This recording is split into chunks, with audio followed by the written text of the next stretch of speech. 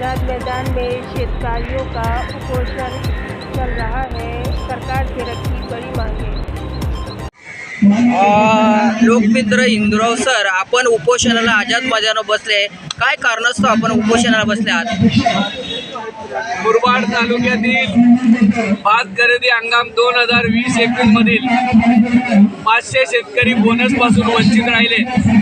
या शेतकऱ्यांच्या न्यायासाठी गेल्या आम्ही 3 वर्षापासून शासनाकडे धरणे आंदोलन यांच्या माध्यमातून पाठपुरावा करत आहोत।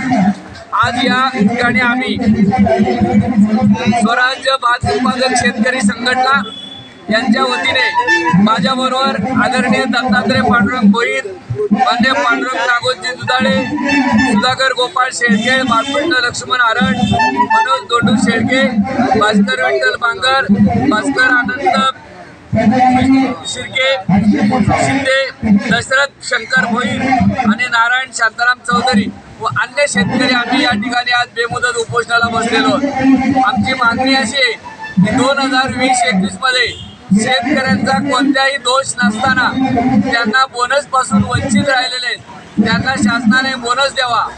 याबाबत हिवाळी अधिवेशनात आम्ही आंदोलन केले असता नामदार छगनजी भुजबळ यांनी आम्हाला तुम्हाला बोनस देऊ अशा प्रकारचं आश्वासन दिलं। तदनंतर याबाबत शासनाने ठाणे जिल्हा मार्केटिंग अधिकारी आणि ती महाराष्ट्र स्टेट कोऑपरेटिव्ह यांच्याकडून याबाबतचा अहवाल मागवला आहे।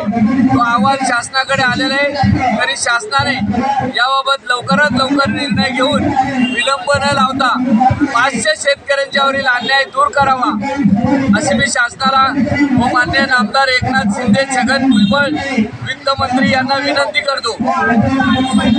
स्वराज्य भातपीक शेतकरी संघटनेचा स्वराज्य भातपीक शेतकरी संघटनेचा आम्हाला बोनस मिळालाच पाहिजे, आम्हाला बोनस मिळालाच पाहिजे, शेतकऱ्याला न्याय मिळालाच पाहिजे, शेतकऱ्याला न्याय मिळालाच पाहिजे।